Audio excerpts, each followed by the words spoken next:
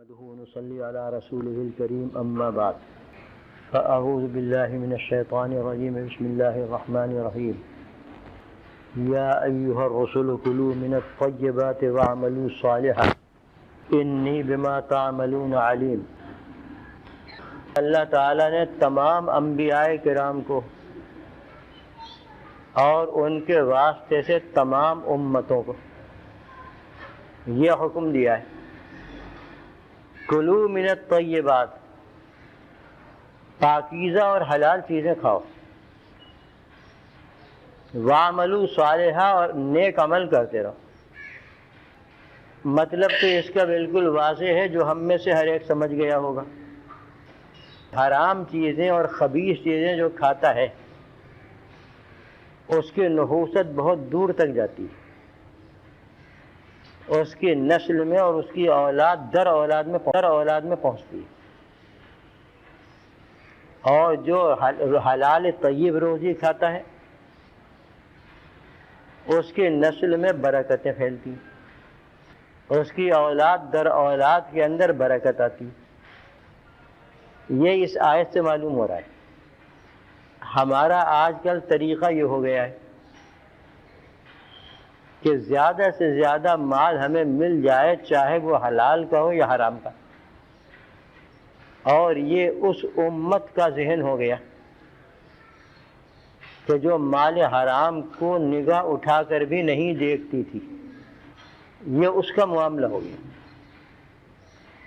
کہ اب وہ مال حرام کی طرف نہ صرف یہ کہ دیکھتی ہے بلکہ اسے حاصل کرنے کی پوری کوشش کرتی ہے۔ آج کل حلال کم ہے اور مال حرام بہت زیادہ ہے، اور یہ حدیث مضمون آیا ہے کہ دیکھو دنیا میں حرام زیادہ ہے، حلال کم ہے، لہذا تمہیں شیطان نہ بہکا دے اس سلسلے میں اور تمہیں حرام کا مرتکب نہ بنا دے، یعنی تم حرام مال کی کثرت کو دیکھ کر اس سے مرغوب نہ ہونا۔ حلال چیز اور حلال مال اگر کم ہے تو وہ اس کے اندر برکت ہوگی۔ آج کل ہمارے اوپر گنتی اور تعداد کی حکومت ہے پوری دنیا میں، جن میں ہم بھی داخل ہیں۔ گنتی زیادہ سے زیادہ ہو جائے، تعداد زیادہ سے زیادہ ہو جائے، اور گویا ہم نے کثرت تعداد کو قوت حاکمہ سمجھ لیا۔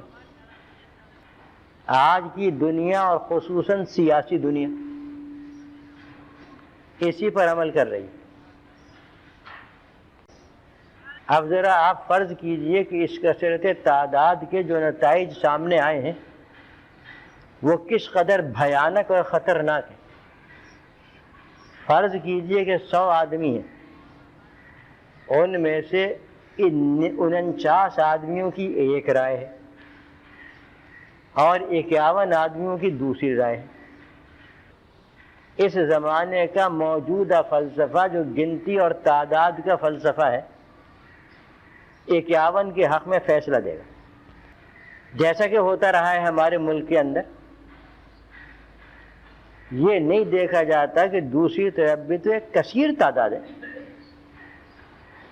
یہ وہی چیز ہے جو میں نے عرض کی کہ ہمارے اوپر گنتی اور تعداد حکومت کر رہی ہے۔ حالانکہ کثرت تعداد جو ہے حضرت، یہ کوئی قوت حاکمہ نہیں، اور نہ عقل مند اس کو تسلیم کر سکتے ہیں۔ ہمیں تو دھوکہ دینے کے لیے ہم پر ہی مسلط کیا گیا ہے۔ آپ ذرا اس کو اس طریقے سے دیکھیں کہ اس دنیا میں کافروں کی تعداد زیادہ ہے یا ایمان والوں کی؟ آپ خود بتا دیجیے۔ 1/3 تعداد ہے ایمان والوں کی اور اس کے مقابلے میں 2/3 تعداد ہے کافروں کی۔ یہاں کثرت تعداد آئی ہے کافروں کی، تو کیا ان کا مذہب حق ہو جائے گا؟ کیا ان کے مذہب کو اختیار کیا جائے گا؟ آپ خود فیصلہ کریں۔ اسی طریقے سے ایمان والوں میں دیکھ لیجئے کہ کم تعداد ہے نیک صالح اور اللہ کے نیک بندوں کی، اور فسق و فجور میں مبتلا رہنے والے بندے کتنے ہیں ان کی تعداد دیکھ لیجیے. تو کیا اللہ کے دربار میں فسق و فجور مقبول ہو گیا؟ اسلام میں یہ بات نہیں ہے. اسلام میں گنتی اور تعداد کی حکومت نہیں ہے. اسلام میں حکومت ہے قوت دلیل کی. جس کی دلیل زیادہ قوی ہے اس کی حکومت ہے،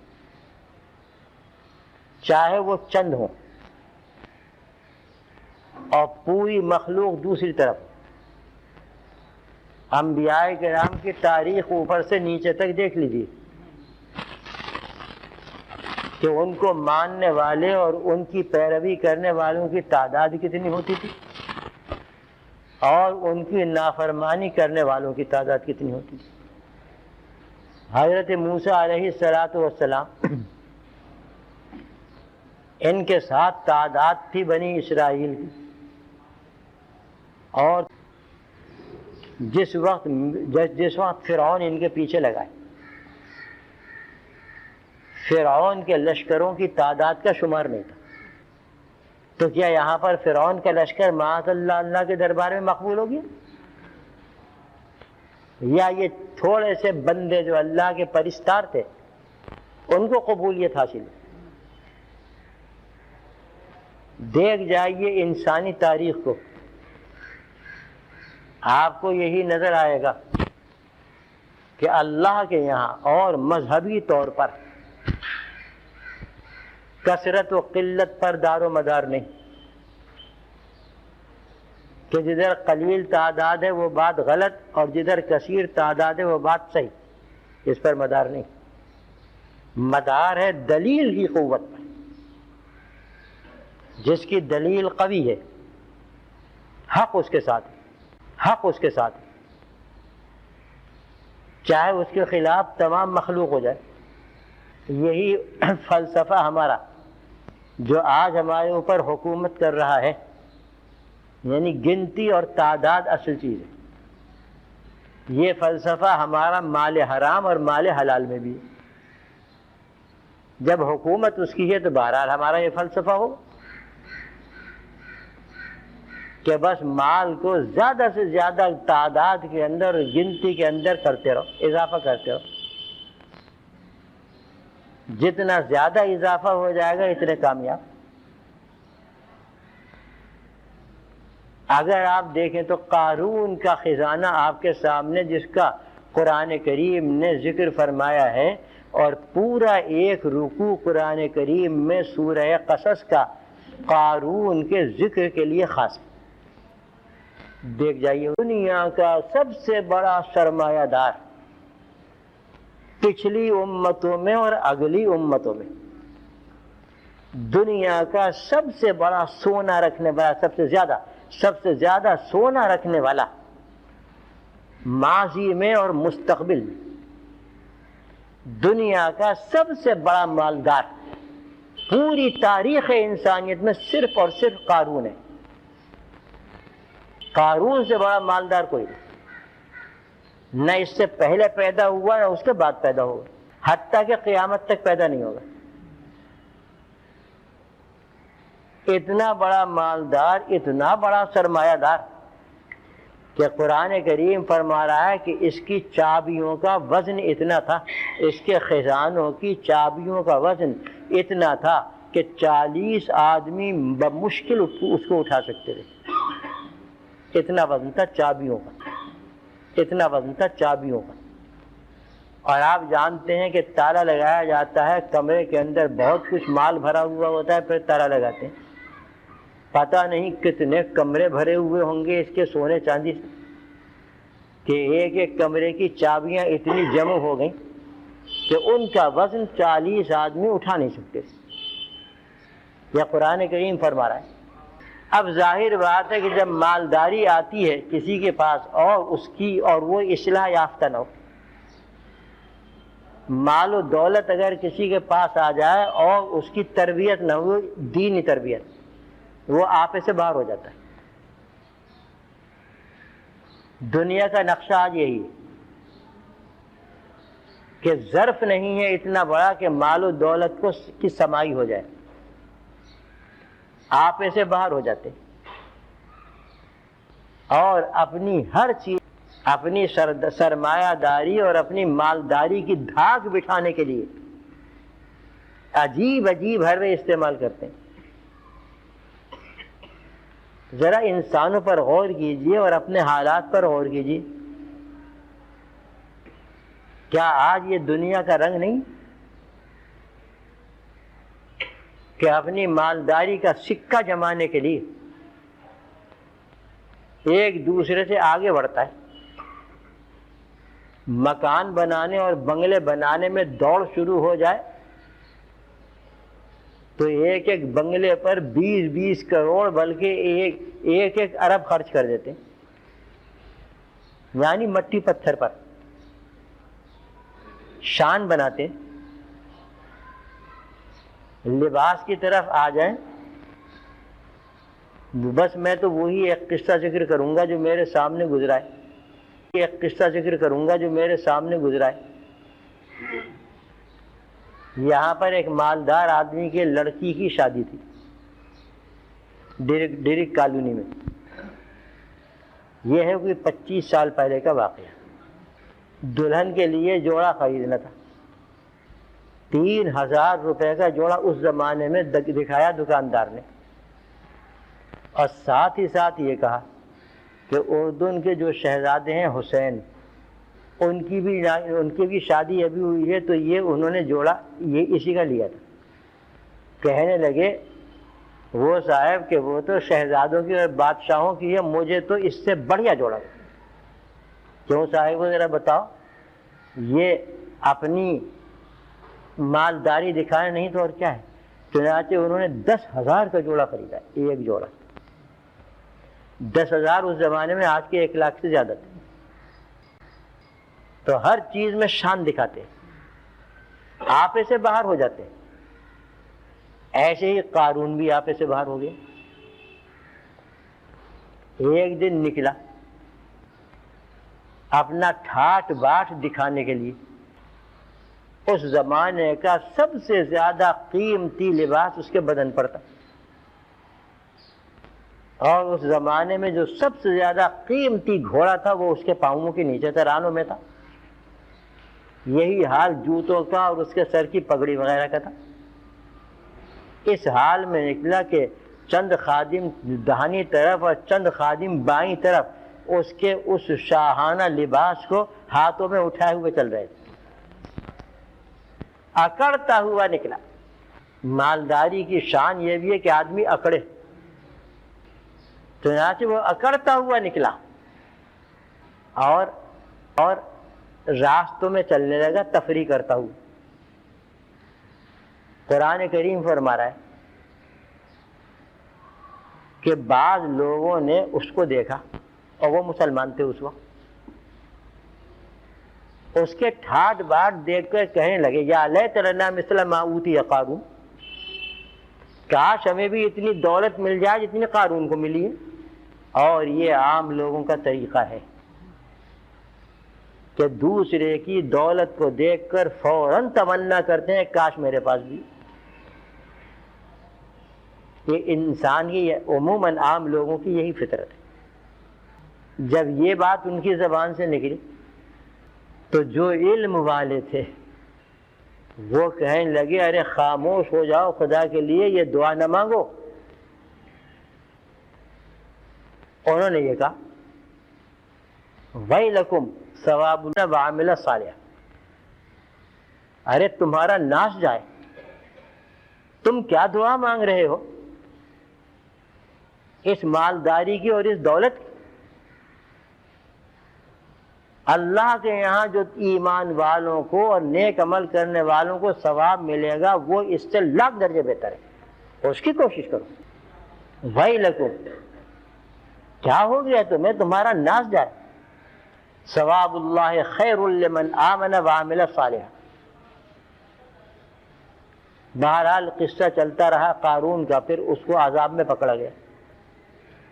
وہ لمبا قصہ ہے، میں اس وقت بیان نہیں کر سکوں گا۔ عذاب الہی میں پکڑا گیا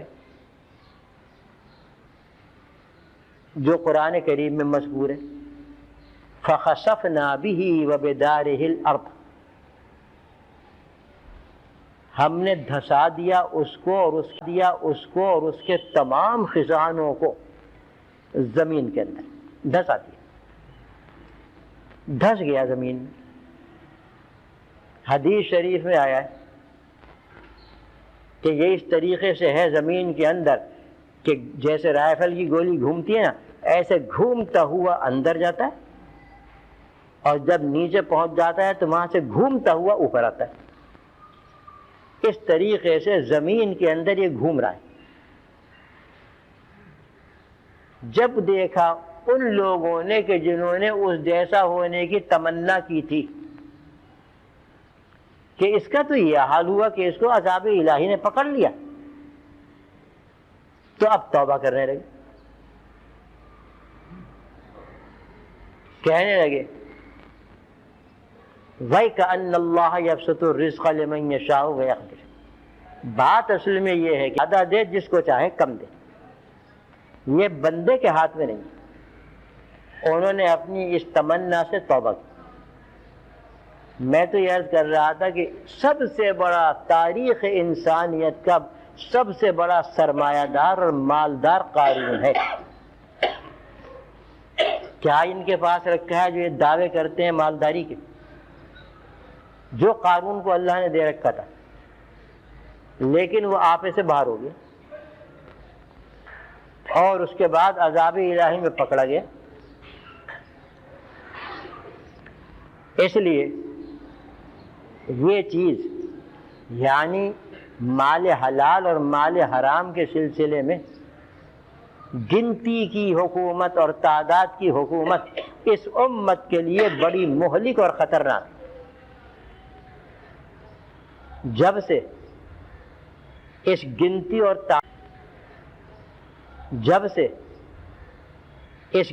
اور تعداد کی حکومت مسلط ہوئی ہے امت پر، ان کا مزاج بدلنے لگا اور بدلتے بدلتے یہاں تک آ گیا کہ سود کا مال زیادہ ہو تو اسے لے لو اور رشوت کا مال جتنا زیادہ ہو تو اسے لے لو، اور اپنی گنتی کو اپنی تعداد کو زیادہ سے زیادہ کرتے ہو، کیونکہ کثرت تعداد آج کل ذہنوں پر حکومت کر رہی ہے۔ یہ کثرت تعداد وہ ہے کہ جو کسی عقل مند کے نزدیک معتبر نہیں۔ جیسا کہ میں نے پہلے شاید پچھلی مجلس میں عرض کیا تھا کہ کثرت تعداد اس دنیا میں احمقوں کی ہے، جاہلوں کی۔ ناراض نہیں ہونا حضرت، کیونکہ حقائق تلخ یہ ہوتے ہیں۔ کیجیے یہاں پر 85% آبادی جاہل ہے، اور مجھ سے ایک صاحب نے کہا 90% ہے۔ 90% آبادی یہاں پر جاہل ہے، جو عقل و ہوش سے کام نہیں لیتی۔ دیہاتوں میں ہیں، گاؤں میں ہیں، گوٹوں میں ہیں، صحراؤں میں ہیں، جنگلوں میں، اور اس ماحول میں ہے کہ جہاں علم کی روشنی نہیں پہنچی۔ پہاڑوں میں کتنی کثیر آبادی، ہمارے ہی ملک میں۔ اگر کثرت تعداد اللہ کے نزدیک معتبر ہوتی اور عقل مندوں کے نزدیک بھی معتبر ہوتی تو اس دنیا میں عقل مندوں کی تعداد زیادہ ہوتی جاہلوں کے مقابلے۔ اب جب جاہلوں اور احمقوں کی تعداد زیادہ ہے تو کثرتوں کی تعداد زیادہ ہے تو کثرت تعداد میں حماقت ہی آئے گی، جہالت ہی آئے گی۔ ناراض نہ ہو آپ، ہمارے ملک کا نقشہ یہی ہے کہ اس ملک کے اندر کیا کچھ ہو رہا ہے آپ جانتے ہیں۔ کثرت تعداد اور گنتی کی حکومت چل رہی ہے۔ ایک ظالم جابر وڈیرا کھڑا ہوتا ہے اور کثرت تعداد اس کو ووٹ دے دیتی ہے، پہنچ جاتا ہے آپ پر ظلم کرنے کے لیے۔ ایک راشی اور بدعنوان آدمی کھڑا ہوتا ہے، کثرت تعداد اس کے ساتھ ہو جاتی ہے، پہنچ جاتا ہے آپ سے رشوتیں لینے کے لیے۔ کیا یہ نقشہ ہمارے ملک کا نہیں؟ آپ خود انصاف سے بتائیں. یہی حال مال حرام مال حلال کا ہے کہ جب سے کثرت تعداد کے یقین رکھیے کہ مال حلال اگرچہ وہ قلیل اور کم ہو ہزاروں درجے بہتر ہے اس مال حرام سے کہ جو تعداد میں بہت زیادہ ہو. دوسرے لفظوں میں یوں سمجھیں کہ اگر مال حلال کے 100 روپے ہوں اس کے مقابلے میں مال حرام کا 1,00,000 روپیہ کوئی حیثیت نہیں رکھتا جتنی اہمیت اور حیثیت اس کی 100 روپے کی. اس لیے کثرت تعداد جو ہے حضرت گنتی میں تو زیادہ ہو گیا لیکن اپنے نفع کے اعتبار سے فائدے کے اعتبار سے خیر و برکت کے اعتبار سے بالکل نل ہے اور صفر. گنتی میں تو زیادہ ہو گیا مگر وہ اس سے فائدہ حاصل نہ کر سکے. اس مال حرام سے وہ فائدہ حاصل نہ کر سکے. سود اس مال حرام سے وہ فائدہ حاصل نہ کر سکے. سود خوروں کا انجام آپ نے دیکھا ہے. اللہ تعالیٰ ایسی نشانیاں عبرت کے لیے دکھاتے رہتے ہیں. سود خور عام طور پر کینسر میں مبتلا ہوتا ہے، اللہ محفوظ رہتا ہے. مال حرام کھانے والا عام طور پر آج کل کے زمانے میں کینسر میں مبتلا ہوتا ہے. تحقیق کر لیجیے اور دیکھ لیجیے اس کینسر کے علاج کے سلسلے میں جتنا بھی اس نے مال حرام گنتی میں زیادہ کیا تھا وہ سب کا سب نکل جاتا ہے. حلال طیب کھانے والا اللہ کے فضل و کرم سے اور اس کے حکم سے ایسی بیماریوں سے محفوظ رہتا ہے. مال حرام کی تو خاصیت ہے کہ وہ پھوٹ کے نکلے گا بدن سے. جیسے مواد ہوتا ہے بدن میں مواد بھر جائے، پیپ بھر جائے، وہ تو پھوٹ کر نکلے گی. کبھی وہ کندھے کو پھوڑ دے گی، کبھی سینے کو پھوڑ کر نکلے گی، کبھی پیٹ کو پھوڑ کر نکلے گی. ایسے ہی یہ مال حرام ہے کہ جس بدن میں پہنچ گیا وہ تو پھوٹ کر نکلے گا. دعا کریں کہ اللہ تعالی ہم سب کو مال حرام سے پوری طرح محفوظ رکھیں، ہمیں بھی، ہمارے اہل و عیال اور بال بچوں کو بھی، اور اللہ تعالی ہم سب کو مال حلال طیب، رزق حلال طیب وسعت و فراخی کے ساتھ عطا فرمائیں. کسی کا دست نگر محتاج اور مقروض نہ بنائیں. اور دعا ہے کہ اللہ تعالی ہمیں ہر مہلک اور خطرناک بیماری سے محفوظ رکھیں اور ہر مزمن، ہر طویل اور تکلیف دہ بیماری سے بھی اللہ تعالی ہماری حفاظت فرمائے. اور دعا ہے کہ اللہ تعالی ہم سب کو حفاظت فرمائے. اور دعا ہے کہ اللہ تعالی ہم سب کو اپنی عافیت و سلامتی عطا فرمائے، صحت و تندرستی عطا فرمائے، طاقت و قوت عطا فرمائے. اور اللہ تعالی ہمیں دنیا سے ایمان کے ساتھ چلتے ہاتھ پاؤں اٹھائیں. اور اللہ تعالی ہمیں تمام گناہوں سے پوری طرح پاک و صاف فرما کر چلتے ہاتھ پاؤں دنیا سے اٹھائیں. اور دعا ہے کہ اللہ تعالی ہم سب کو اپنی رحمتوں کے سائے میں دنیا میں بھی رکھیں اور آخرت میں بھی رکھیں برحمتک یا ارحم